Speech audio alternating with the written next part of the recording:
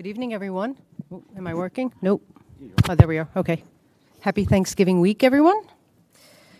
Welcome to a meeting of the Hunterdon Central Regional High School Board of Education. Please be advised that this and all meetings of the board are open to the public and media, consistent with the Open Public Meetings Act, NJSA 10:4-6, and that advance notice required therein has been provided.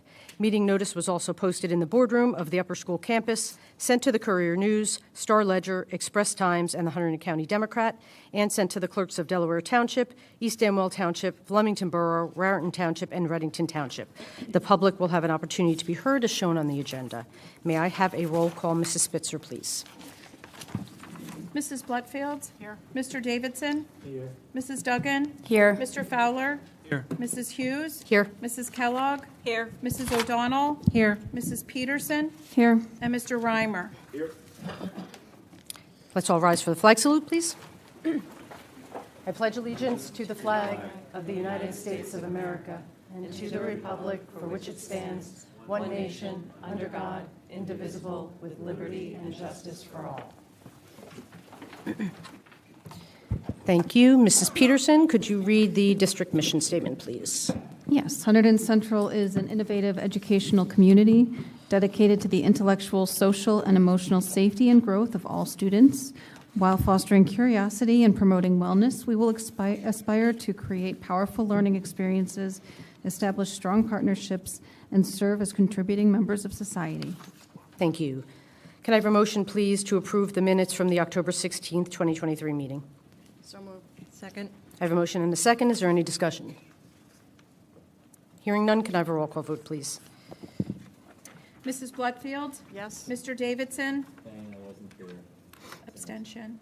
Mrs. Duggan? Yes. Mr. Fowler? Yes. Mrs. Kellogg? Yes. Mrs. O'Donnell? Yes. Mrs. Peterson? Yes. Mr. Reimer? Yes. And Mrs. Hughes? Yes. All yes, motion carries. Thank you. With that, we'll move right into Dr. Moore's superintendent report. Thank you, Mrs. Hughes. Thank you, everybody. Couple of things just to cover tonight. We have one presentation tonight from the English department, and we're doing those a little bit differently this year, so Mrs. Cangelosi-Haid will talk about that. But following up on our mission statement, I just want to share that we've had a wonderful few weeks, capped off most recently this weekend by the 11-12 play, Inherit the Wind. I don't know if you all had a chance to see it. I was able to see it on Friday night, and arrived a little bit earlier so that I could go into the Commons where our Asian Student Alliance was having their Diwali festival as well. So it was a really cool Friday night here. Next up for our drama department is out in the spring. We have Something Rotten is going to be the musical this year. And interestingly, that's also the musical that they are doing at Voorhees and also a musical that some folks in community theater are doing. So we're going to have lots to compare there. Ours will be the best, I imagine. But again, talented, passionate students, empowered by talented, passionate adults and educators here, and it's just a wonderful, wonderful place. Next month, we are going to be hosting, as we work on our ongoing climate and culture efforts toward those school goals, we're going to be hosting a rounds visit by the New Jersey Network of Superintendents. So what that is about 24 districts who gather together on belonging, climate and culture, and equity goals, working together across the state. Will be visiting us here on Thursday the 14th to take a look at some of our classrooms, to share decision-making and our committee structures toward inviting voice and improving our school's culture. So that's coming up as an outgrowth well, not an outgrowth, a direct element of all the work that we're doing moving forward. Another example of that work, and we have two examples of it on the agenda tonight. We have two policies on the agenda tonight for first reading. In both cases, committees of staff, students, and parents worked to write policies in a shared set of facilitated activities. These are homegrown policies. They're quite innovative, and they're, again, the hallmark of the kind of work that we like to do here. So we have a communications policy, we have a dress code policy here. The dress code policy in particular answers, or is the beginning of the conversation that answers a lot of the questions and thoughts that have been brought to the microphone by some of our students over the past months about our dress code and whether or not it's as modern as it ought to be to regard everybody equally. So that's on the agenda tonight for first reading. Let's see, we have, of course, come out of the election on the 7th. That went a few days longer than we typically sort of experience as all the ballots were counted. I congratulate certainly Mrs. Kellogg for rejoining us in her representation from East Amwell. We're saying goodbye this year. In fact, next month will be the last meeting for Mr. Davidson and Mrs. Hughes, and we'll celebrate you more fully next month. But I do want to just begin to start saying as often as I can that we'll miss you both, and you both offered reason, skill, experience, passion, all of the things that make our school better. And we are a better school doing better things as a result of your service over the years. So thank you. And again, we'll celebrate more fully next month. I also congratulate tonight Mrs. Sandra Gong in Raritan and Mrs. Lisa Santangelo. I think I saw both of you out here. I saw Mrs. Santangelo out there somewhere. There she is, yep. Winners in Raritan and Reddington. Mrs. Spitzer's office is going to begin to work with both of you on some next business items. Training, background check, the things that have to happen with new board members. And then from there, we'll start talking about getting down to the work of orientation as we head toward our January reorg meeting. On the agenda tonight, HIB and suspension report, but nothing for you to take action on tonight. There were no HIBs reported to you in last month's meeting. And from here, the only other item I have on my report tonight, and it's a good one, is a presentation from our curriculum office. So I'm going to ask Mrs. Cangelosi-Haid to come on up and introduce what we're going to see tonight. Thank you. Is this on? Okay. Thank you, everybody. So we're very pleased to kick off this year's department presentations. They're going to be different than what you're used to. So in the past, you were used to more informational presentations about the departments, about courses. Last year, we presented what's new and how we're doing along the board's goals. And this year, we wanted to take an even more different approach, a more personalized approach. So you're used to me coming up presenting about test results. And those are important. And I always say, though, they're only one metric. And so what are the other metrics? What is the true teaching and learning that we're doing every day in the classes that we're privileged and honored enough to see, but you all don't get to see every day? So we're trying to give you a more personalized lens, a little peek into what we get to see every day in the classroom. So we're kicking it off tonight with English department, English drama and film supervisor, Mr. McIsaac is here to kick us off. And we're going to highlight our teaching and learning through personalization, service learning, partnerships, and in particular in our English department, inquiry as well. And so I did want to just note that each department will be a little different each month, but it will be much more personalized. So you won't hear as much from our supervisors. We want you to hear more from our teachers. We want you to hear more about our students and hear from the students as well. So I'm going to kick it over now to Mr. McIsaac, our supervisor, and he will continue on with the presentation. Thank you, Jessica. I guess as English supervisor, I should start with a Shakespearean quote. Shakespeare said, "Brevity is the soul of wit," but I would add to it, I don't think anybody has ever accused me of being brief, especially when it comes to celebrating the work of the English department, great teachers and great students. And that's the focus of tonight. So it is very much a different look than you're typically used to, but it is an opportunity for us to really highlight the district aims, priorities, and strategic elements of powerful learning, of personalization, partnership, service, and inquiry, which has been very much a part of our work for a number of years. And as Mrs. Cangelosi-Haid just said, these are the things beyond the test scores that you seldom get to see. And it is unfortunate that high school, public schools in general, really become just a bunch of statistics about how are you doing on this test, how are you doing on that test. And one of the things I would argue is what students ultimately remember from their time in school and the most valuable things they take away from that experience is this more personal, meaningful work that they do. So tonight, it really is an opportunity to highlight some of that work and sort of commend and denote some of the work that our kids are doing that I think if I had all the power in this Department of Education, these are the things we would be looking at all the time as opposed to your traditional test scores. A couple of elements sort of are significant to all of this work, and it's authenticity and agency.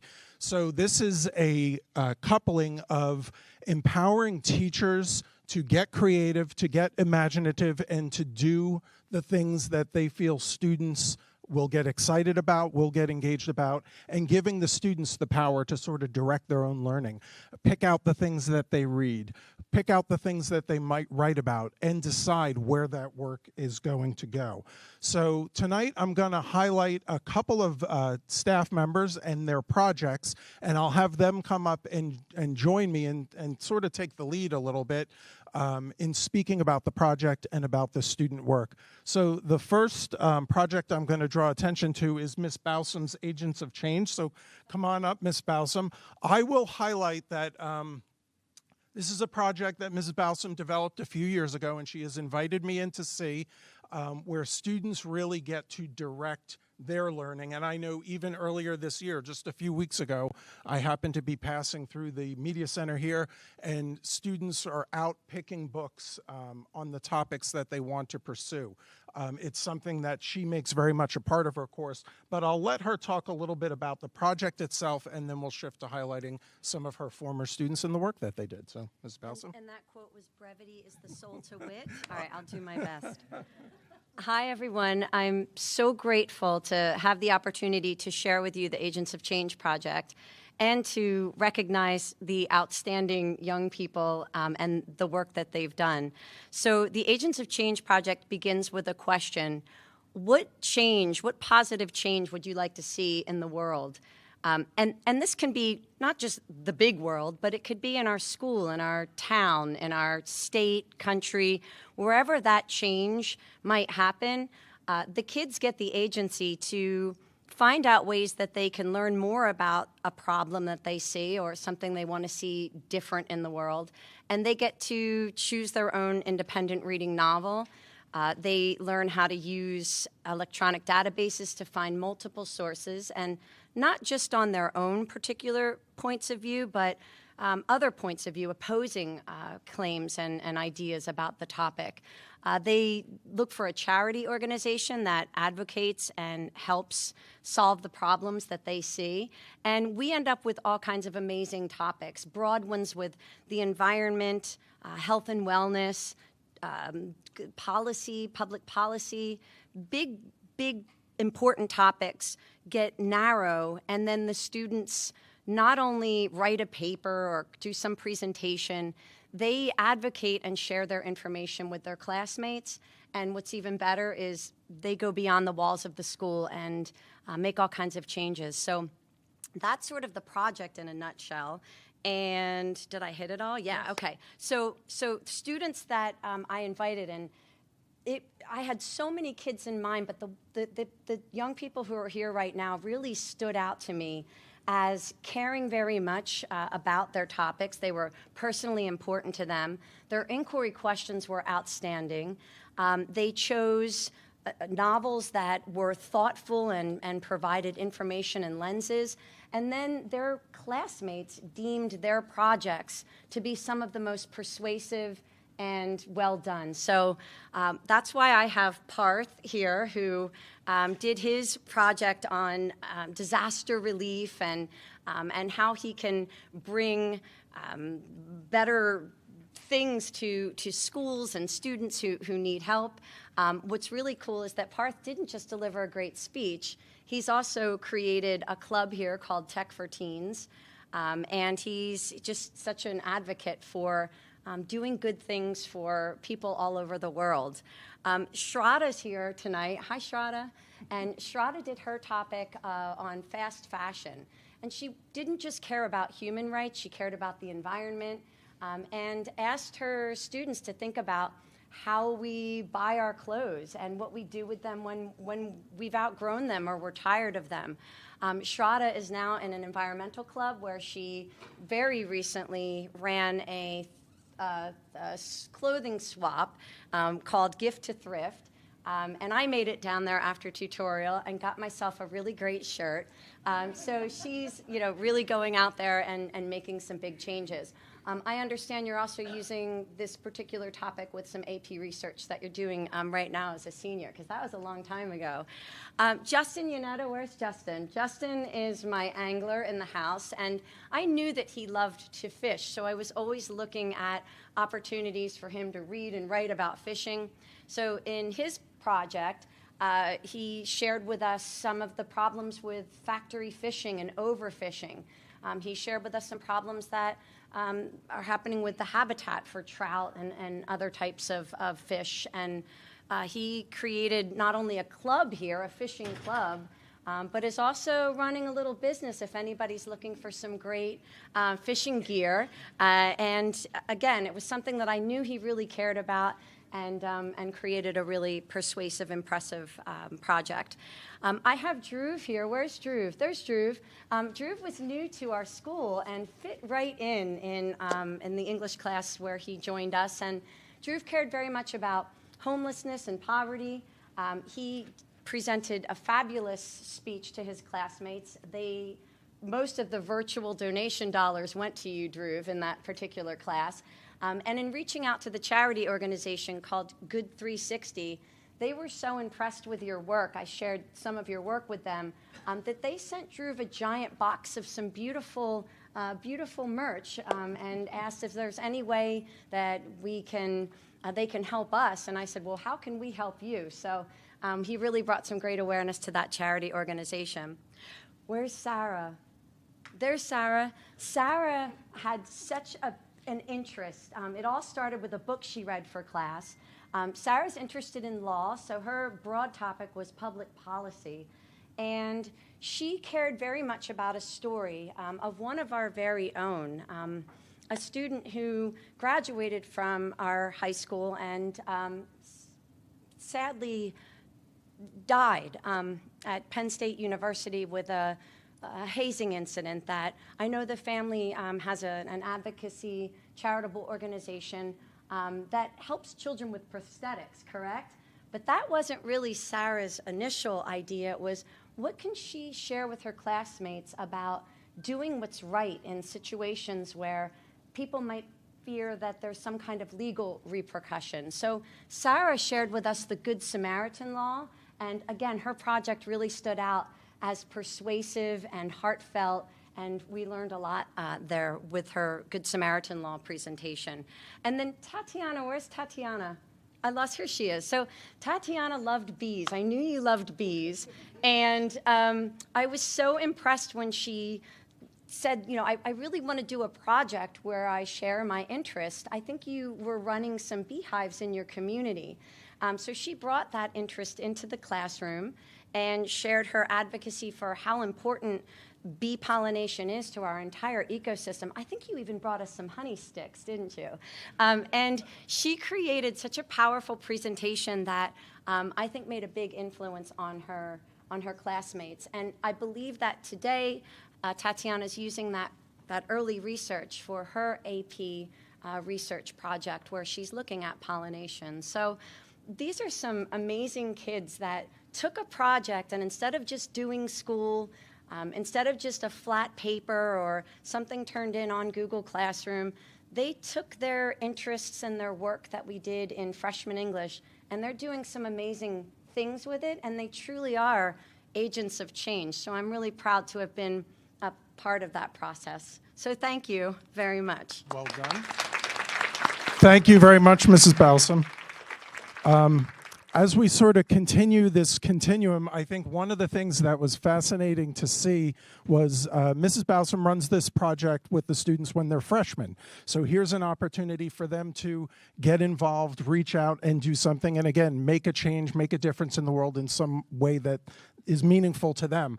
I've been fascinated to hear how many of these stories have parlayed into clubs and activities, and then higher level research that they are continuing at the AP seminar and research level. So I want to call up Mrs. Donhauser and Mrs. Stutzman, who have brought that program to us a number of years ago. They recognized the sort of value and virtue of the AP seminar and research classes and the capstone projects, and how they are a true manifestation of student-led inquiry, where the teacher is literally standing to the side and guiding them in a process of finding a topic, shaping a question, and certainly you'll hear a little bit more about the level and caliber of work that students do at this level and the difference that it makes and the opportunities it affords to them. So. Hi, everyone. I'm Kathy Stutzman, and I wanted to talk a little bit about the two courses that are part of the AP Capstone program, Seminar and Research, as well as a newer elective called Senior English Inquiry. So AP Seminar, the first course in that capstone program, requires students to synthesize perspectives from multiple disciplines, to solve real-world problems in teams and individually. And then last year, student presentations included titles like, this is quite a variety, Barbie the Plastic Menace, Automation's Effect on Business Decisions, and Acts 20 and 22 in Puerto Rico. AP Research builds on those skills and asks students to shift from more practical questions to more conceptual academic research. Here, they aim to contribute to an academic discipline by identifying a genuine gap that exists in research and conducting their own study to fill it. By the end of the course, students essentially write a mini dissertation that they submit to College Board and defend it in a presentation. This year's topics already are including some amazing things: autonomous navigation in virtual environments, the impact of political conflict in Chechen society, and comedic hate speech on TV. If students pass both of these exams and 4 other AP exams, they receive what's called the AP Capstone Diploma. Dr. Zerwicki will specifically honor the students of ours who achieved that distinction this year when she presents to the board about the counseling department. But finally, we also have that newish elective in the last couple of years called Senior English Inquiry, and that provides students with the opportunity to pursue a topic of interest. It's rooted in studies of curiosity and in learning dispositions established by Elaine Aguilar. And here students explore ideas, ask questions, interview experts, develop studies or projects, and create a learning portfolio with artifacts of their learning to share. This year, students are exploring topics like color theory in fashion and creating film with music as a focus. So Meg Donhauser is going to share a little bit more about some specific student projects. So like Ms. Stutzman said, in AP Research, students are writing an academic paper and they complete a presentation and an oral defense. Our students tend to score very well above New Jersey average, but some even go beyond that and pursue publication or presentations. This requires a huge commitment outside of class, so even after the school year is done, because students often need to cut back on word count, change citation styles, make other changes to transform a College Board paper into a paper ready for publication. So I'm going to talk about 3 students. So Elena combined her interest in mental health and her volunteer work with EMTs to write a comparison of PTSD rates and determining factors in New Jersey female and male emergency medical technicians. She adapted the PTSD checklist from the DSM-5, and after collecting responses from over 100 EMTs, she used JASP, which is an open source statistical program, to draw conclusions, which you will learn about when you read her paper this February in the International Journal of High School Research. Elena was also one of the few students who was able to work with an expert advisor, somebody in the field with both specialized content and the research method. And then there's Kristen, who wrote the paper, The Forgotten Placebo, a correlational study between angularity and intended use in common American psychotropics. That's available now in the Journal of High School Science. She collected data from the prescriber's digital reference to choose her sample of both stimulating and calming drugs, and then correlated this information with the shape of the pill. One of Kristen's biggest achievements during the process was that she taught herself how to calculate a phi correlation, which is a complex statistical test. I know it's weird to hear an English teacher talking about this. And then, not one to shy away from a challenge, she spent extensive time this summer preparing her manuscript for publication. And then there's Tarun, and the rumor in seminar last year, thanks. The rumor in seminar last year was that he cured breast cancer. While this is obviously not the case, Tarun is going to be presenting his research at the European Association of Cancer Research, which he told me tonight is the second most important cancer conference in the world. He will be doing a virtual poster presentation on the identification of novel genes that are dysregulated due to altered DNA methylation in metastatic breast cancer. So using data from the Cancer Genome Atlas's BRCA project, Tarun developed a machine learning model to search almost 500,000 data points for significant genes. He identified 7 genes which could aid in future treatments for breast cancer. And Tarun is continuing his work this year because he's one of the handful of students who have taken both AP Capstone and Senior English Inquiry. And what's so exciting is that all 3 of these students have now contributed to their field, and other people will be able to access their work, maybe even cite it in their own studies. So we thank you for supporting this program, and we're excited to see what these students do next. Thanks.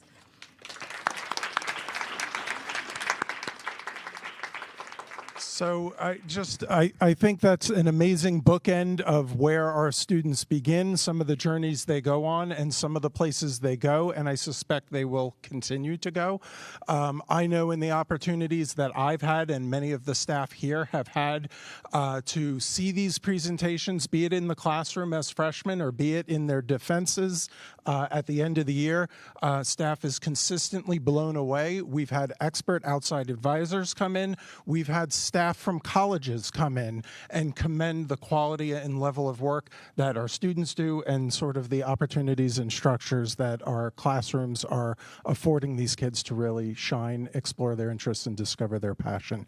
So that's it for me, but I would really love if the board would indulge if we could really get a group picture of the students, the teachers, and just really in an opportunity to celebrate their work. So I don't know if, and parents, so you can get your phones ready also. I don't know if folks, if you want to come around the front of the table there, and all students, we'll just ask you to come on up for a quick picture. Trust me, as difficult as this may be, Mom and Dad will love the opportunity and the picture. So come on up.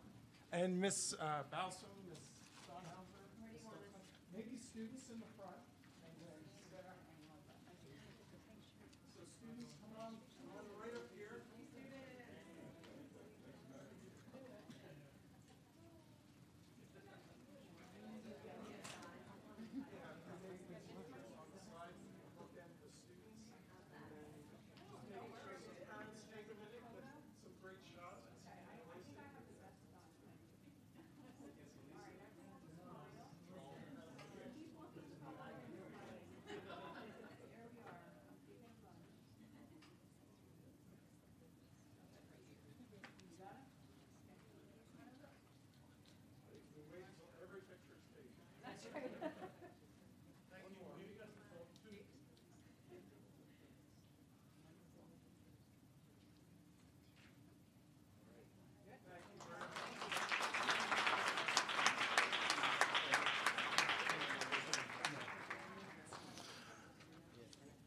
So I'll take a couple of questions, or if appropriate, I'll defer those questions to either the teachers or the students, even though I did promise the students they wouldn't have to speak tonight.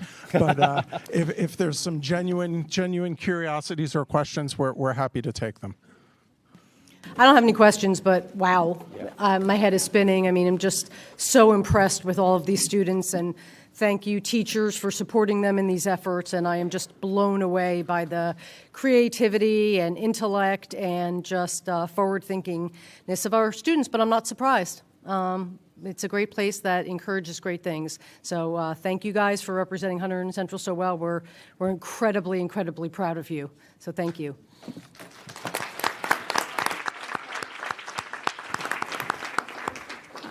I just wanted to say no offense to your previous year's presentations, but I love this format because it's amazing to be able to see what, just to be able to see these kids. I think this is such a breath of fresh air to see, beyond just the curriculum. And so I think this is a great format for bringing really what's going on inside the school to the community, because that's what I think is, so necessary. And I will just echo what Mrs. Hughes said, is just blown away by the maturity and the drive and the curiosity. So thank you. Thank you very much. Thank you. Yeah, I just had a quick question. All right, families and students, I know it is a school night, so we will not be offended if you have You to have- step away. Hold on one second. Oh, we have one more? Just one more question. I'm so fascinated by all of the topics, and I couldn't keep up, and there were two, something about autonomy or navigating online. That was a research topic. What was it? Autonomous navigation, somebody's doing, or no, Kathy was showing.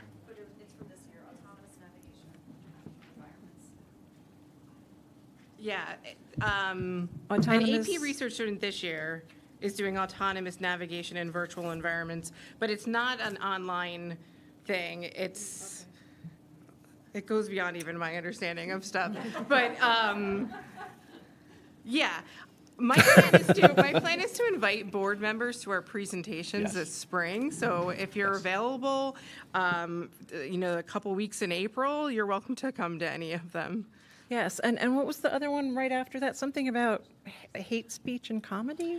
Did I hear it right? Yeah, another student who's doing comedic hate speech on TV. Wow. Yeah. And I think you. what's kind of fascinating, and I know I was speaking to one or two of the students who are in that research class right now, they're at the stage of the year where they've sort of shaped a question, and they're beginning that inquiry. And just like any sort of investigative inquiry, that question can change, it can evolve. As they learn about the subject, that question continues to evolve. So I know at the end of the year when they're presenting, quite often you hear about things like where they started versus where they've ended up, or even those instances where some of the things that they maybe thought going into this project were proven distrue, and not avenues for further research, but that's rather pointing them in yet a new direction. So it truly is just acknowledging that process. And as Ms. Donhauser and Ms. Stutzman were saying, they are furthering the knowledge in that respective field. They have to identify an area that has not been studied, and they have to propose an inquiry and study to better define or explore that area. And sometimes that leads to results, and sometimes that leads to just further study. So what is at the beginning is only the first part of the story. And so Before everyone goes, I'll share just a couple of very quick thoughts, and then my report is over too, so we can make a little break to allow some people to go catch the game. Go Birds. When we talk about like service, personalization, and equity, service learning, personalization, and equity, and I just have to thank Ms. Bosom, Ms. Donhauser, Ms. Stutzman. I have to thank you, Mr. McIsaac, and Ms. Cangelosi-Haight. I mean, none of this happens without all of you, but in particular, the power and innovation of our teachers and the engagement of our kids. We're seeing those things come together. It's proof in the pudding right here. And what we also heard tonight was the importance of ninth grade as a place to plant these seeds. That's really important also. I don't get to see some of you quite often until you're juniors and seniors and you start to work on policy committees and you start to come out for different things. But your 9th and 10th grade activities in sort of sharpening your interests and your skills are just as important, which leads us to ultimately, what are we doing more and more with K-8 to ensure that on the equity side of this, every single student has an opportunity to do this by the time they graduate. And we have progress there, certainly. You'll hear more about that, whether it's beautification projects on campus from our Aspire students with Mr. Cohen, or it's the youth participatory action research that our bilingual, multilingual students do in our world languages department. I mean, you're going to hear a lot about this. And again, underneath all of it is the commitment to ensure that every student has the opportunity to do this kind of stuff before they graduate. Truly, certainly beyond the test scores. Thank you. Thank you. All right, so we can take that concludes my report, and we might take a quick minute if Yeah, we'll anybody just take a needs to minute go. if anybody needs to go before we move on in the agenda. Pretty fascinating. So cool.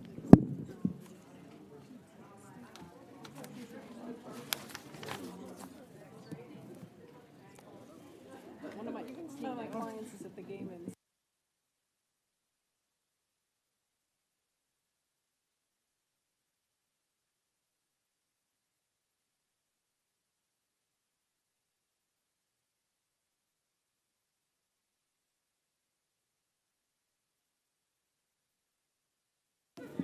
Oh, I hear that.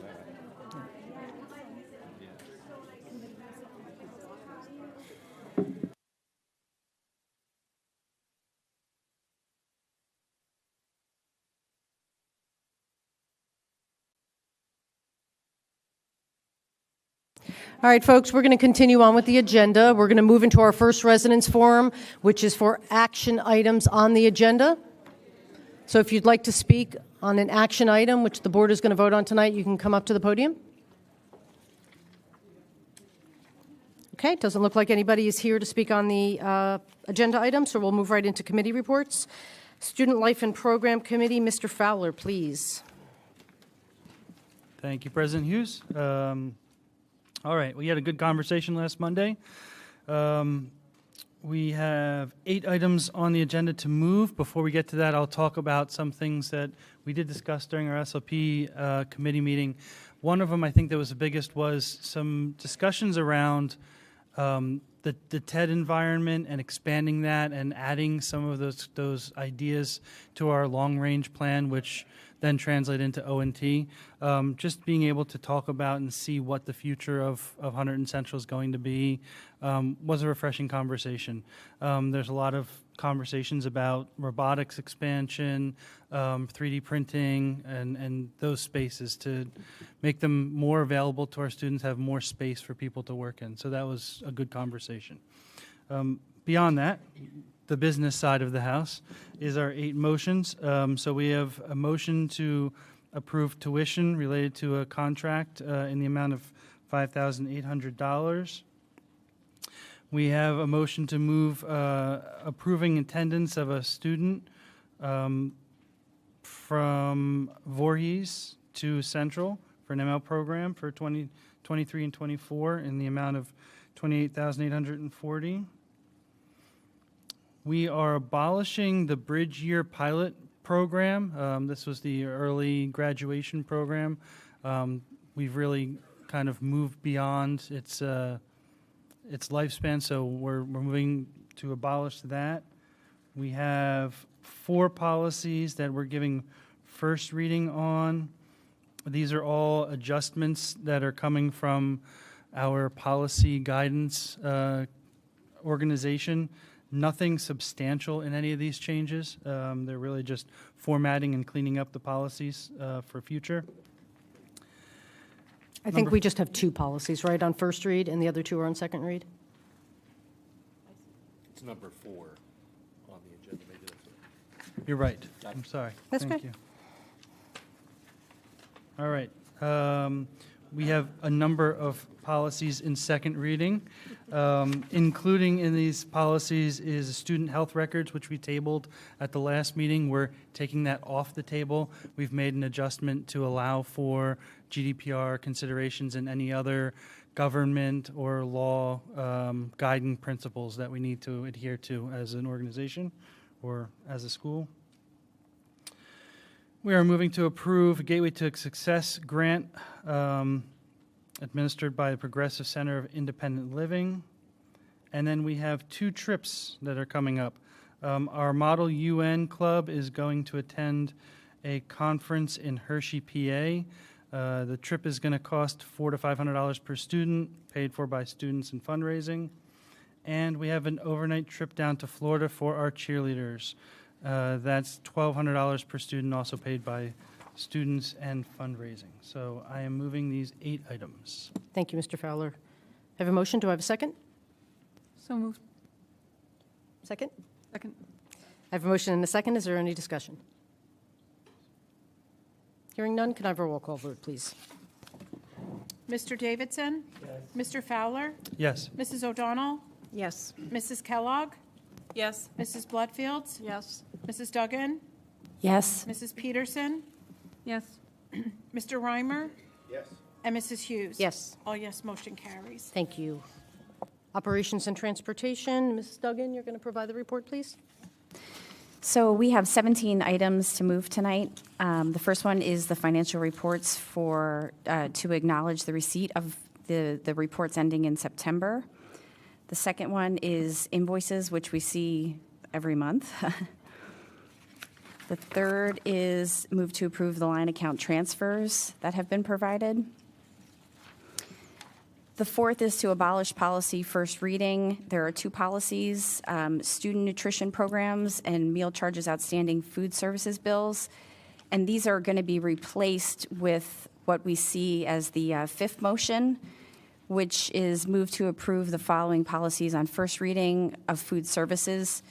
This is a very comprehensive 14-page document on new rules and guidelines on that topic.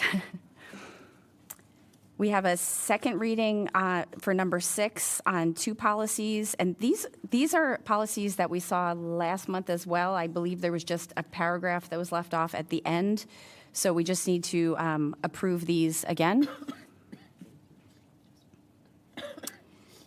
Number 7, we have a parent settlement agreement. So we're moving to approve a settlement agreement that Dr. Moore sent us some information on earlier this week. And number 8 is to a motion to authorize the amendment of the full year 22 American Rescue Plan, the ESSER grant as recommended by the superintendent. So this is really, I believe we're just moving some money around here. Which would make it just an amendment. There were some things talked about, like shifting money to counseling and some extracurricular transportation. I think we heard about that from SLC. Number 9 is the New Jersey Pathways to Career Opportunities Award. So we're moved to accept the New Jersey Pathways to Career Opportunities Award Year 2 in the amount of $1,000. Number 10 is move to authorize and accept local food for schools cooperative agreement funding opportunity from the state of New Jersey of Agricultural Division of Food and Nutrition for the purchase of domestic products grown in New Jersey in the amount of $5,667.62. That's very specific. So the 11th one is really awesome. This is to accept a donation from the Musical Cabaret Students Activities Fund. So this group has, over the years, saved donations in an amount of $24,115. And with that, they are going to be doing some lighting improvements and stuff that total that amount. So it's moved to accept with gratitude the donations that are listed there. Number 12 is move to accept with gratitude a donation of $250 donated by the officers and trustees of the 102nd Cavalry Regiment Association to the Hunterdon Central High School Soldier Support Club. The 13th is move to apply and accept the Tommy Wilson Memorial Grant up to $1,500 administered by Shape America. And this is for the Hunterdon Central Unified Sports Program. Number 14 is the Vehicle Safety Agreement.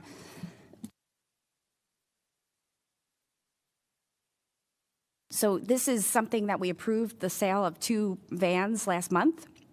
And so what we need to do here is we need the official, is it the agreement? It's an interlocal service agreement. Okay, interlocal. service agreement, so we have permission to sell the 2 vans. The 15th is move to approve the school business administrator, board secretary to basically use $60,850 on, I think these are septic pumps. Are these septic pumps? Yes, sump pumps. 16th is move to approve an engineering study where we want to actually investigate an area on the grounds. I'll tell you what it is first. So it's really to get the necessary approvals from the state of New Jersey to upgrade and construct gravel roadways to the rear athletic fields in a cost of $25,000. And this is, if you're familiar with the grounds, there's 2 access roadways, walking paths to fields 4, 5, and 6 to the right of the football field. Those areas, they get washed out quite frequently, and it's really hard for folks to access those roadways. So we want to see if there's something that we can do to improve that area. I'm sorry, excuse me, I've got a tickle on my throat. Okay, and then number 17. I think you're setting a record. I know, right? This is a big one. Move to approve substance abuse evaluations, basically allowing us to use this vendor. So with that, I move 1 through 17. Thank you, Ms. Duggan. I have a motion. Do I have a second? Second. I have a motion and a second. Any discussion? Just want to offer just the ARP ESSER grant. This is not our first amendment to that grant, but you'll recall this is a grant that we budgeted, back in 21. And so as we were coming out of the pandemic, we were asked to budget that money into whatever needs we would have for the following 3-4 years. And so we've taken the opportunity allowed by the grant to adjust that as we've learned more and more about our needs. So in this particular amendment, as Ms. Duggan noted, some of the shifts are to provide more support for some of the transportation needs of both clubs and activities, which we found to be particularly important for student engagement over the past couple of years. And the transportation costs have increased.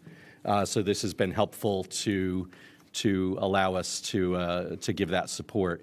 Also, some increased support for some of the mental health services we have, and I'm missing one other shift that we made there. What was some more stipends for staff projects related to climate and culture projects. I know we were building into there as well. So a handful of shifting maneuvers there in the grant, and it all needs to be spent out at the end of this school year. So by May. May 30th is mine. Her deadline is May 30th, yes, which is more important than the state's deadline is Heather's deadline. So we'll be moving forward on that now, and we're in good shape. So just wanted to offer a couple of comments about that. Anyone else? Anyone else questions or comments on the O&T agenda? Hearing none, can I have a roll call vote, please? Mrs. Fowler, Mr. Fowler, Yes. Mr. Davidson. Yes. Mrs. Duggan. Yes. Mrs. Kellogg. Yes. Mrs. Bletfield. Yes. Mr. Reimer. Yes. Mrs. Peterson. Yes. Mrs. O'Donnell. Yes. And Mrs. Hughes. Yes. All yes, motion carries. Thank you. Mrs. Bletfield, Personnel Committee, please. Yes, Personnel has 23 items on the agenda. We have 3 more retirements we are approving this month. We have Ronald Hartpence with 14 years in the district, and then Tom Misterly and Nancy Tucker with 20 years in the district. Nancy, of course, is our communications officer, who is in the back there, and she is at all of our board meetings. You can't ignore us. So thank you all for all your contributions to the district, and wish you well in retirement. We also, unfortunately, have 2 resignations this month. Then we have a couple of contractual appointments.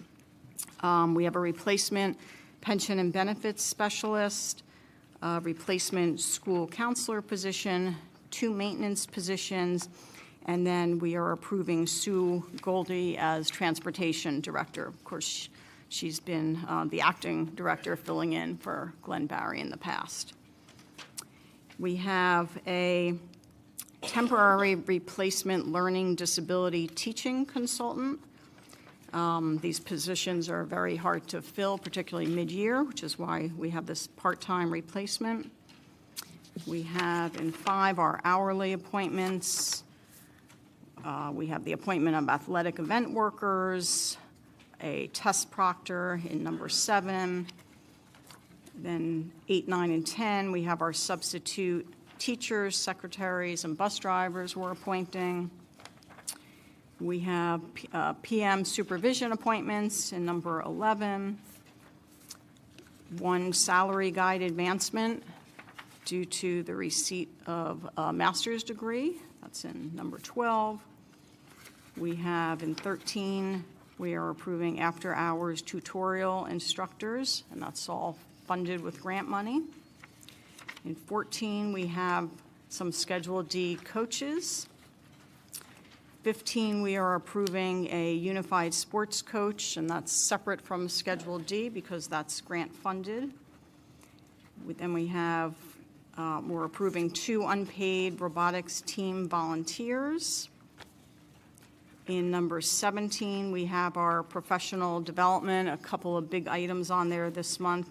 We have Ms. Cangelosi Haid going to a state-mandated mentorship program, and we have Mr. Spencer and Ms. Webb going to national conferences. In 18, we have our professional development workshop attendees, and that's for an hour and a half after school on a Tuesday, December 5th. We have a couple of operations stipends per our contract. We have an amendment to a maintenance position in number 20, and that's to include a chief engineer stipend as a replacement for Jeff Burns, who is retiring. We have amendments to hourly appointments for 2 staff members who will be working on integrating special ed students into the community. Again, that's all grant funded. Then in 22, we have a couple of leaves of absences. And finally, in 23, we have an internship in the counseling department. So I will move personnel items 1 through 23. Thank you, Ms. Second. Bledfield. Thank you. I have a motion and a second. Do I have any discussion?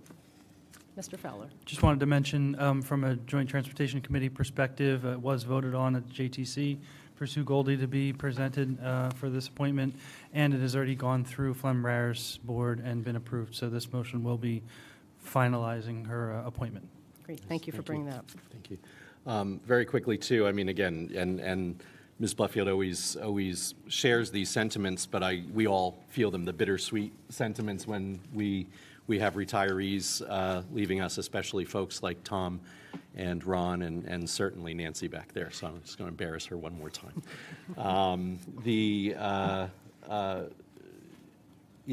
Good people coming in as well, though. And so it's striking, though, when I look around and realize that this is a very sort of different staff than it was when I first arrived in 2017, and it's just that coming and going of folks who are giving of themselves to the kids here. And so I appreciate all the work that our retirees and our folks who are moving on to other positions and other outcomes there and resignations have given us. There was one, and I have to apologize, there was one, if you were looking at the personnel agenda, there was one motion that we ended up striking from the final agenda, and that was a motion dealing with the appointment of chaperones for various trips and activities and things like that. We uncovered at the 11th hour some interesting policy questions about chaperones and some contractual questions, so we're going to take another look at that motion. We'll bring it back to you in December. Just didn't want to approve it tonight if there was a chance that we needed to do a little bit more work on it. So we pulled that at the 11th hour, and I apologize for that. Thank you, Dr. Moore. Anyone else with questions or comments about personnel? Okay, no. Mrs. Spitzer, can I have a roll call vote, please? Mrs. Bledfield? Yes. Mrs. Kellogg? Yes. Mr. Reimer? Yes. Mr. Fowler? Yes. Mrs. O'Donnell? Yes. Mr. Davidson? Yes. Mrs. Peterson? Yes. Mrs. Duggan? Yes. And Mrs. Hughes? Yes. All yes, motion carries. Thank you. Mrs. O'Donnell, can we have an update on Racism, Equity, and Diversity Committee, please? Yes, I can. Tonight, we actually have a policy first reading to vote on. This is an update to the dress code policy that was really, as Dr. Moore mentioned, was really brought to public comment by students who were affected by it. So all the more reason to listen to them. And students had a really big hand in crafting this policy, which is ideal, you know, to have as many stakeholders and people engaged in crafting these policies and making sure that everybody has some contribution and some opportunity here. And for students, again, it's a really good opportunity for them to have some voice and some agency over what happens to them. And to that, I would just want to note the folks that worked on this policy, Jess Long, Donovan Dinson, Ed Brandt, Scott Cohen, Michelle Murphy, Lindsay Warren, and our students, Emily Plunkett, Jasmine Likier, Sydney Artachi, Abigail Washuda, Isabella Starks, Jason Theodore, and Christopher Davis. And if I botched any of your last names, I'm truly sorry. It's a great policy, and I hope you all had a chance to look at it. And I'd like to move it for first read. Thank you, Ms. O'Donnell. I have a motion. Do I have a second? Second. Motion and a second. Any discussion? I do. I have a couple of questions. I noticed, because I was just looking through what we currently have and what we currently have on the regulation. Is there a plan coming ahead to update the regulation? Because I noticed there is a line in here, and I think in the other one that says parents bear the primary responsibility for understanding what's required. So I just want to make sure we have something clear on that end that is. Because I think right now the regulation is probably a little outdated for what we actually have in practice. And so I think that probably sooner rather than, if we Yes. can get that done would be Yeah.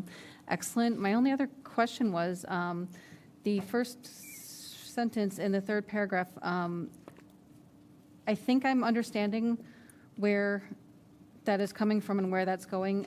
If there's a way that we can kind of make that language a little bit more tight. It's just a little broad. I feel like I have a feeling that's in response to some of the comments we've heard from students, maybe regarding how they are received when they might have a potential violation, if I'm not.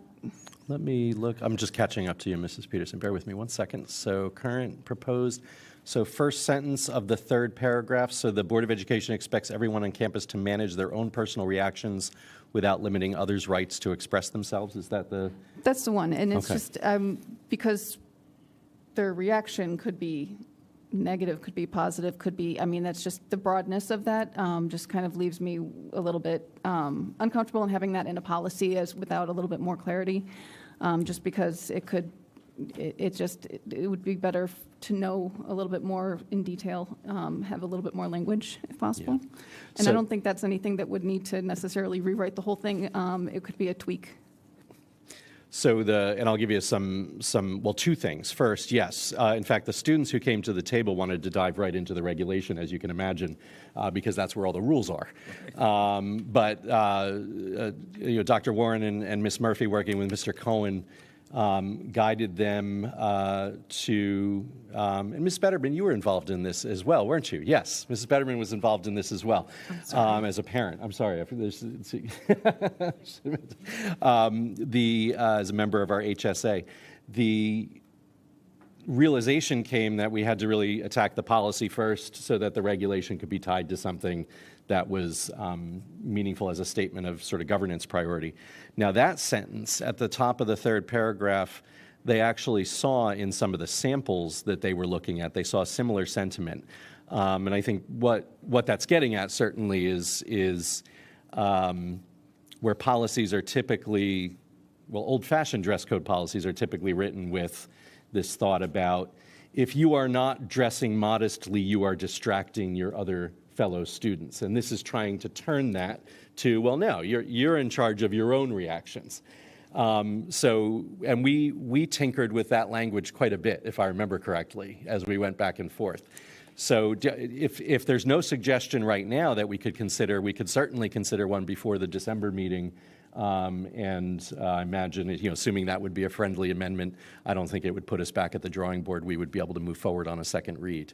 Any thoughts now while we're sitting here on any alternative language there, or do you want to hold it for some later thought? Well, I think I would love to, if Mrs. O'Donnell would be so kind as to let me pick her brain a little bit into that, kind of what went into that particular, so I know exactly kind of where that's aimed, so that, and we can do that certainly offline here. We don't want to waste everyone's time, but just to kind of, I know that there were some things brought to the table at board meetings, if it's kind of related, just so that I know, it was just kind of, I was actually trying to think of alternate language today, and I was having a difficulty, so maybe a little more time, but just that's fine. Just to kind of get an idea of where everyone's coming from. Yeah, we looked at different versions of that sentence, and none of them were perfect. And your when we do policies like this, your feedback is a really important part of the process. It's very different from the kind of policies that we bring forward from Strauss-Esme, where, well, the statute changed, so we have to, but this policy is is meant to be, policies when we develop in this way, meant to be expressions of your governance priorities. So this is a natural part of the process that we welcome. And I think Bridgewater was the policy where that inspiration came from, I think, most directly. But we found their language to be a little clunky as well. So, yeah, we can work on that as long as the committee ultimately feels that it's a friendly amendment, maintains the vibe you were going for, then we can move it right to second read with that amendment. But certainly room for conversation before the December meeting. Yeah, Yes, I would just add in that conversation, if we can just keep the student involvement in that, since they did so much of the writing. Yes, absolutely. Good. So there are two things that I noticed. I also noticed that sentence, and I jotted down, the Board of Education expects everyone on campus to treat others with respect, as each person has the right to express themselves. I mean, if we're going for, managing your personal reactions, that's really treating people with respect, isn't it? So that's a thought. Yeah. And then the second thing that I noticed, and I just wanted to make sure this makes sense, so the next sentence there in that third paragraph, additionally, the Board of Education expects students to maintain the health and safety of the school environment and not promote violence, disrupt the learning environment or operations of the school, blah, blah, blah. Right? Yes. So is it additionally the Board of Education expects students' attire to maintain?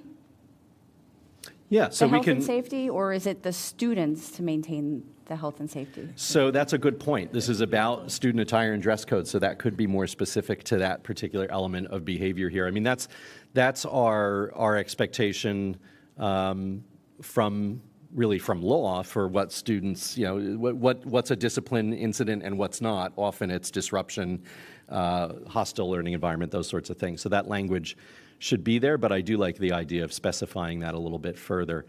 So we'll bring that back to the committee as well.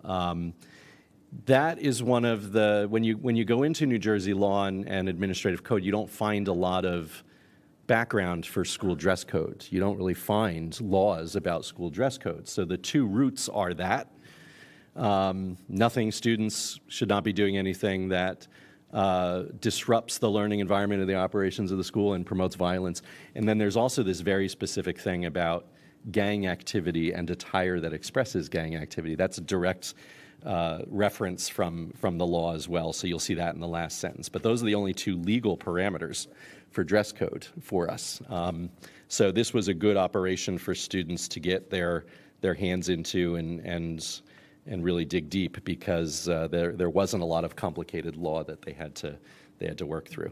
So we have two thoughts to bring back before the December meeting. Good. Any other questions or comments on the dress code policy? Okay, with that, Ms. Spitzer, can we have a roll call vote, please, on first read? Mrs. Blatfield? Yes. Mr. Davidson? Yes. Mrs. Duggan? Yes. Mr. Fowler? Yes. Mrs. Kellogg? Yes. Mrs. O'Donnell? Yes. Mrs. Peterson? Yes. Mr. Reimer? Yes. And Mrs. Hughes? Yes, All yes, motion carries. thank you. Communications Committee, Mrs. Kellogg? So we also have a policy for first read this month. It's an exciting, exciting month. So we've drafted policy 9100. We had 2 meetings on the 30th of October and the 6th of November. The committee included Mrs. Peterson, Mrs. Hughes, and myself, as well as 3 teachers, Dr. Moore, Mrs. Tucker, and a couple of students, and Mrs. Betterman as well. So thank you for joining us. Basically, we were, this has come out of the work that we've done for the Communications Committee, really with an understanding that the board believes strongly that we need to make sure that families and the community have access to timely and accurate communication about the district. We use several other district policies or policies from other districts as examples, and the draft that you guys have been provided is what came out of those discussions. I will say that this policy, the way the policy is written, mirrors the care policy and is the preference for how the school has been writing their policies recently. So I know Mrs. Peterson put a lot of work into streamlining the organization of the policy, but I've gone through and I've made sure to incorporate all of her wording changes, but we didn't change the structure of the policy because it does mirror the policies that we currently have. So I don't know if there's any other questions or additional information. There's just one correction on the motion, so we have to move the motion with an amendment. It's the old name of the policy is public relations, and that's what's listed here on the agenda. The new name should be the communications program. So what this item should read is, under policy name, it should read the communications program instead of public relations. So when we move it, we just want to move it with that amendment. I guess I make them. Yeah. So I move that we approve policy 9100, the communications program, on first read. As amended with the title Communications Program. As amended with the title Communications Program. Thank you. I have a motion. Do I have a second? Motion and a second. Any other discussion? Hearing none, can I have a roll call vote, please? Mrs. Blatfield? Yes. Mr. Davidson? Yes. Mrs. Duggan? Yes. Mr. Fowler? Yes. Mrs. Kellogg? Yes. Mrs. O'Donnell? Yes. Mrs. Peterson? Yes. Mr. Reimer? Yes. And Mrs. Hughes? Yes. All yes, motion carries. Thank you. We also have, There is an abolished first read policy in there as well. oh, that's right. Yeah. So policy 9120, which is now outdated, moving to abolish that as first read. That's number 2. So I move to abolish policy 9120 on first read. Second. Motion and a second. Any discussion on that motion? Okay. Can I have a roll call vote on that, please? Sorry about that. Mrs. Blatfield? Yes. Mr. Davidson? Yes. Mrs. Duggan? Yes. Mr. Fowler? Yes. Mrs. Kellogg? Yes. Mrs. O'Donnell? Yes. Mrs. Peterson? Yes. Mr. Reimer? Yes. And Mrs. Hughes? Yes. All yes, motion carries. Thank you. And we have one more item in our committee reports. It is the Ad hoc Discipline Committee. We met once in person and once by Zoom, and we are recommending the action as set forth on the agenda to approve long-term suspension for 2 students. So I will move that. Do I have a second? Second. I have a motion and a second. Is there any discussion? Actually, I make a motion that we table this until after executive session, just so we can get a better understanding in executive. Okay. So we'll postpone that motion until after executive session so we could discuss it further.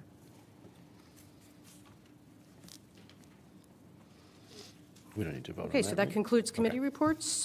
Any other additional business? Do we have any committee member or liaison reports? Mr. Fowler. So I wanted to update the board on our Joint Transportation Committee. We actually met twice this month. We've been very busy. I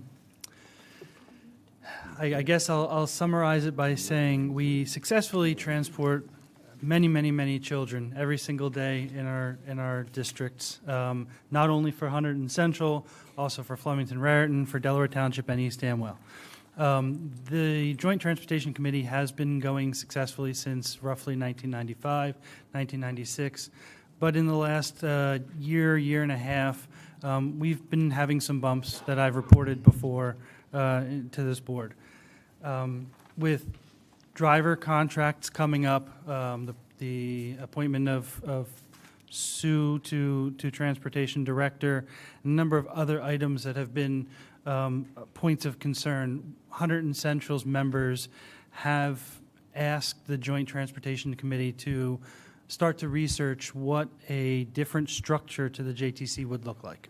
One that would more be aligned based off of our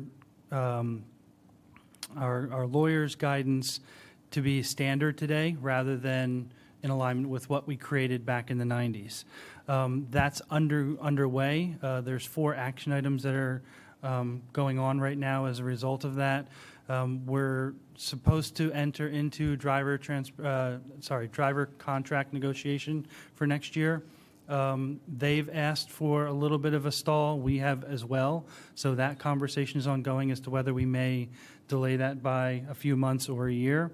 And then we're looking at what the restructuring process and post-restructuring costs would be. Obviously, financials is a very important piece of this puzzle, but we've also had just some administrative challenges that have highlighted how the Joint Transportation Committee as it's structured today might not be the best to move forward.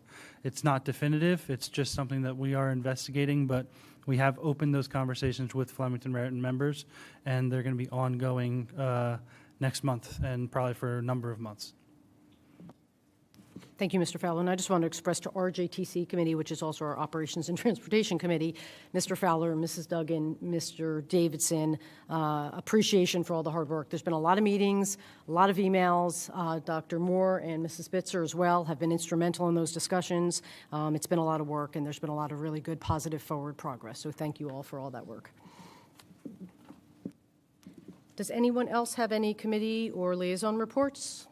Next month, at the beginning of the month, is the next delegates assembly. So if everyone, it's before our next meeting. So if anybody has any points they'd like to make before I go vote, I don't even know what's on the agenda yet. They haven't released it, but I'm all ears. Okay. Pass any thoughts along to Mrs. Peterson on that. Any additional board business? Nope. Okay, then we'll move into the second residence forum. This is for general comments.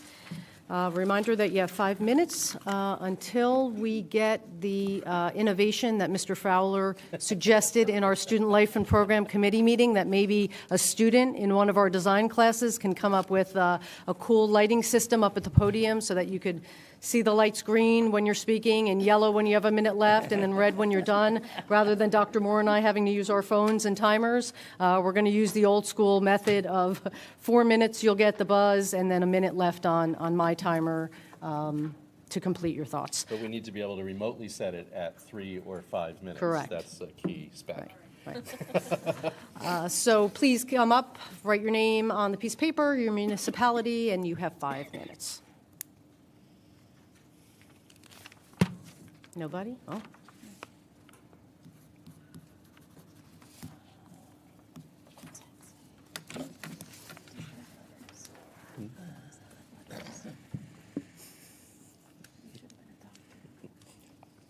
Terrible hearing.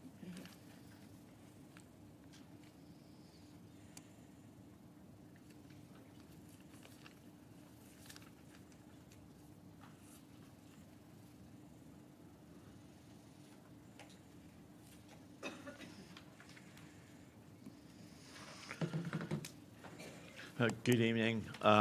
Jim Vargas, longtime resident of Raritan Township, currently resident in Monmouth Beach. First of all, let me congratulate the 3 people who have just been elected to the board. One, it's a lot of work. Number two, even the process of becoming elected can be difficult and sometimes trying. So I wish you luck, and you're in my prayers. Which brings me up to my first point. Last time I was up here talking, I stopped right in the middle of my presentation because I was told there was going to be a debate. And I went to look at it, and basically the people that are holding the debate had already made decisions on what candidates they were supporting and that type of thing. I expected something better from the organization here that said, here's the people that are coming up, here's what they want to say, let the public make a vote. And I was really disappointed at that. But I've seen that throughout the year that I've been looking at here. There's things that are one-sided, they're allowed, and the things on the other side aren't. It started back years ago with CRT. It was put through this process. It was hard to deal with. During that process, there was a black reverend that asked to talk to me when I talked about it, and he was very supportive of it, and he told me why, and we talked about it, and that was fine. There's also another reverend I worked with. He runs Black Genocide. He's a very public figure, and he's totally against it. But what never comes out here when I see it is that there are two sides to every story. And that goes on into the things that went on, whether it was, going back to when that drag queen incident happened. Did not anybody talk to him and say, maybe there's a better way to do it? This is really, it can insult some people and offend some people. Is there a better way to do it? There's something that's more inclusive.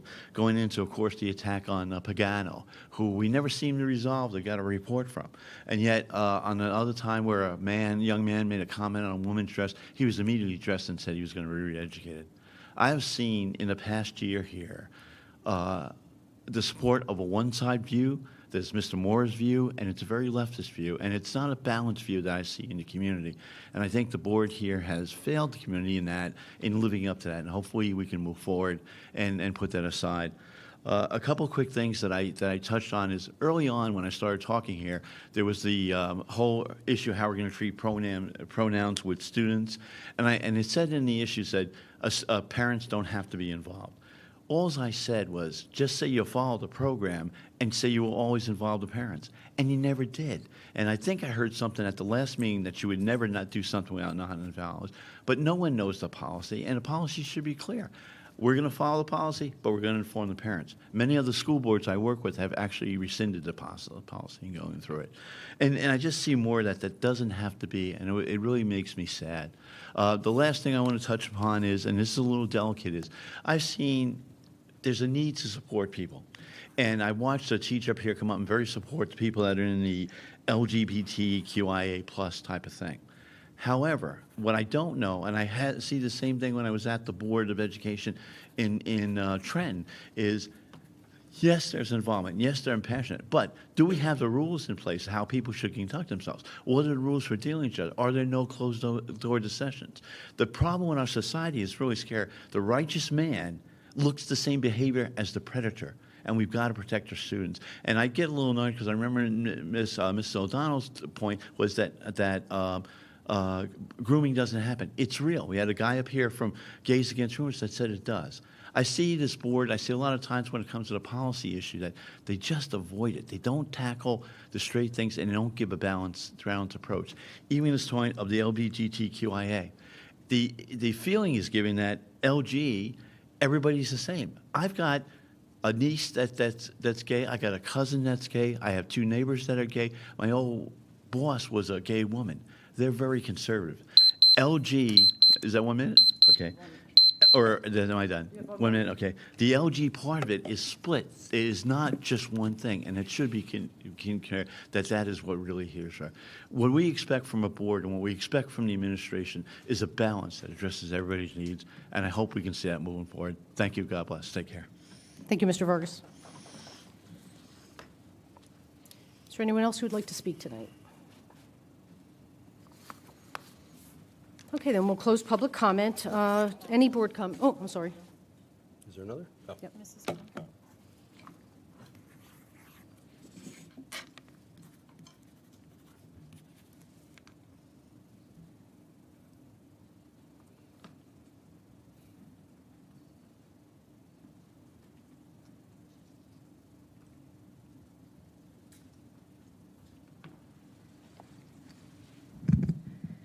Sandra Gong, Raritan Township taxpayer. I'm a wife, a mother of 2 young adults, and a first-generation American born in the USA. I'm not a politician. However, I'm honored to have been elected to serve on the Hunterdon Central Board effective January 1st. I am still not a politician. I'm excited to join the board and get to know each of you. Thank you to my supporters. I'm grateful for your belief in me and what I stand for. One, that all students deserve an inclusive educational environment. Two, that all parents deserve to be partners in their children's education. Three, that all taxpayers deserve quality public schools that will protect their property values. Four, that teachers, counselors, nurses, and the support staff deserve a safe place to do the job and the work that they're trained to do. Apologies for those that I've left out. And whether you voted for me or not, I will do my best to be an effective board member. I will miss this podium. What have I learned during the past few months? That the public was listening, that there are a lot of amazing people in this community, that there are those in our community who felt it necessary to attack me personally and lie about me and my friends, rather than having a respectful discussion about the issues. But you know what? Our children and young adults are watching and listening. The community is watching and listening to this behavior. So I ask, is this the kind of behavior we want to model for our children? Starting today, I challenge all of us to be positive role models because our children are watching. I know I'm not alone in hoping that Raritan Township will be known as a caring and welcoming community. But I see that for some adult members of this community who didn't want me on the board, the guardrails of civility have been blown away. You know, it's easy to file paperwork to run for school board. See me later, and I can tell you where you can find the form. Be courageous. Be a role model. You know, kindness and support can make a difference. I hope members of the community will come to this podium and let us know about the issues they care about that impact the students. I will listen to you for what I hope will be civil discourse on the topics that impact the students. And remember, our children and our community will be watching and listening. I do want to take a moment to thank Bruce Davidson and Lisa Hughes for their service, since I may not be here for the December meeting. Thank you for the incredibly hard work that you have put into this board for all of the students. Thank you. I will miss this podium. I wish you all a wonderful and safe Thanksgiving. Thank you. Thank you, Ms. Gong.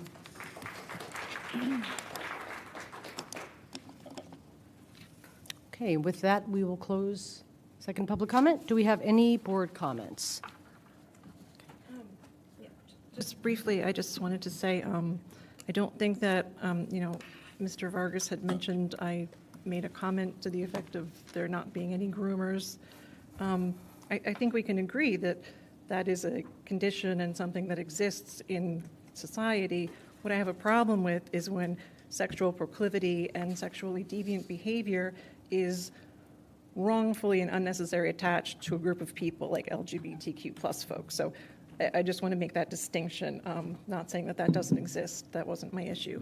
Thank you. Thank you, Ms. O'Donnell. Anyone else? Okay. I would like to say a few words. I hope the board will indulge me. I'd like to take a few minutes during this week of Thanksgiving to talk about gratitude.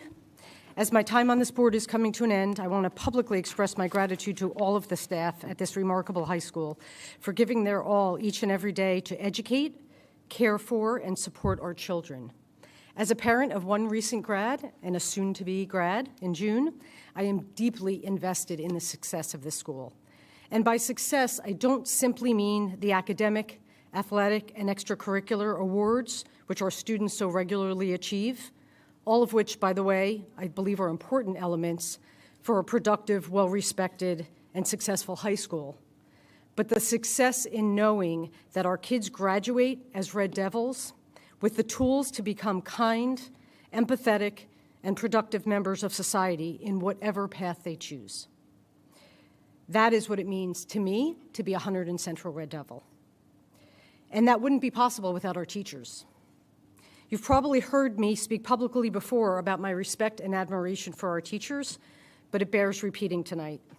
Without the skills, passion, and love for our children that our teachers bring to this school each and every day, our graduates would not grow into the strong and compassionate young adults who leave these halls each June. Our administration provides those teachers and the rest of our phenomenal staff that I won't even try to list with the opportunity and, more importantly, the trust and the support they need to do all the wonderful things that they do for our kids every day. I have worked with Dr. Moore for almost 6 years now, 2 as board president, and although we haven't always seen eye to eye on everything, I have never once doubted his vision for our district and his commitment to do what is best and right for our students.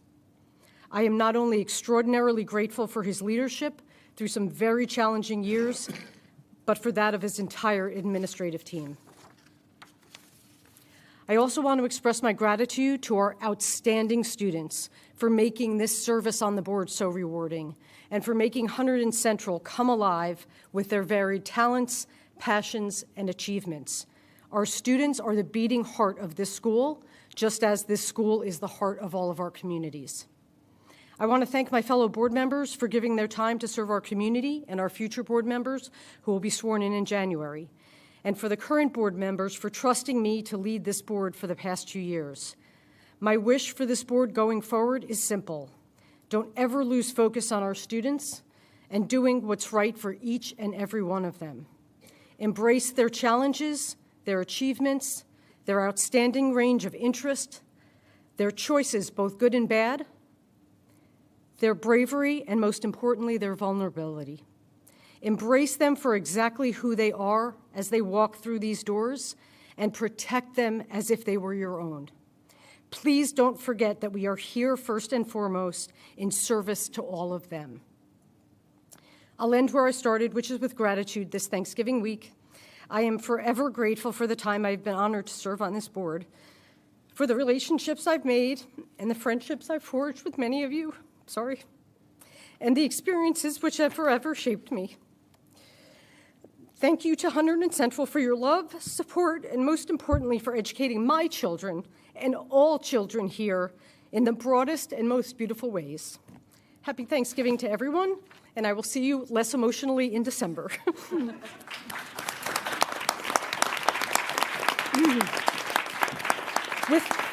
With that, we are going to move into executive session to discuss HIB and confidential student matters. There will be action after executive session. I suspect we will be in there for an hour, maybe even less. Hopefully less than an hour. Again, there will be action. Can I have a motion, please, to convene into executive session? So move. Second. All in favor? Aye. Thank you.